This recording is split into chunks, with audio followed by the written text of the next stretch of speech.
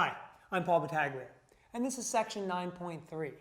So now students have a little bit of background with parametric equations and curves, so the only natural thing to do at this point is to get into some of the calculus.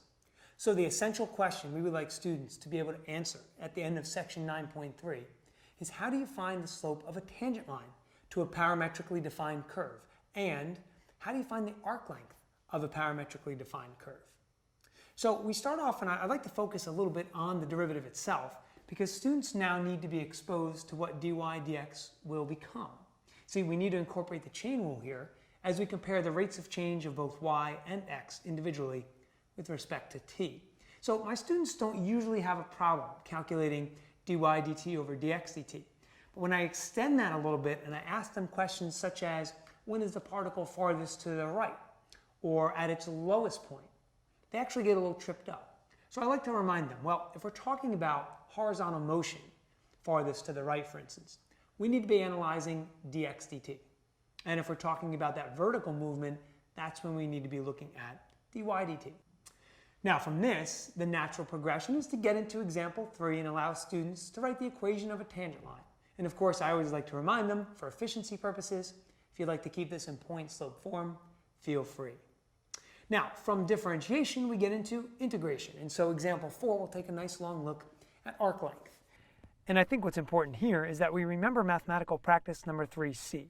Confirm whether hypotheses or conditions of a selected definition, theorem, or test have been satisfied.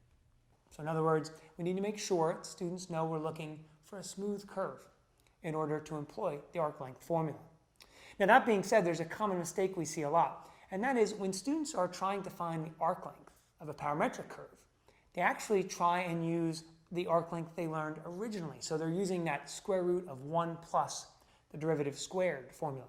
So I have to remind them sometimes, no, since we're dealing with a parametric curve, we're doing the integral of the square root of dx dt squared plus dy dt squared.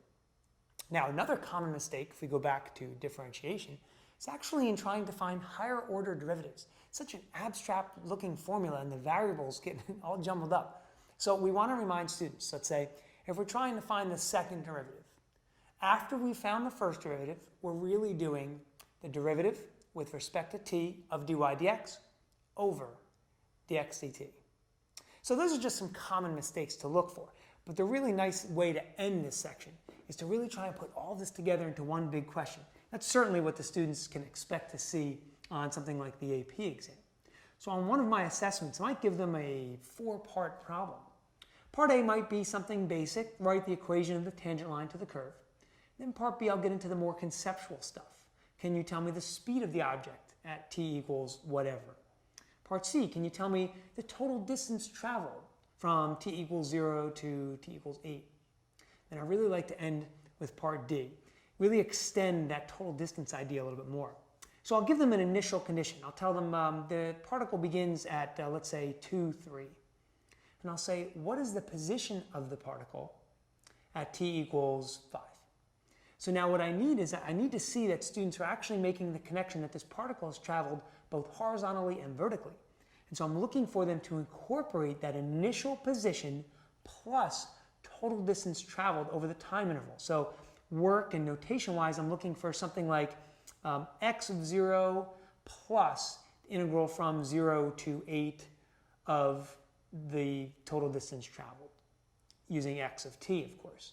Then we'll do the same thing for y. So this is a nice way to really put everything into perspective, put it all together, and this is exactly the way we want students to think as they get ready for those higher and harder type of questions.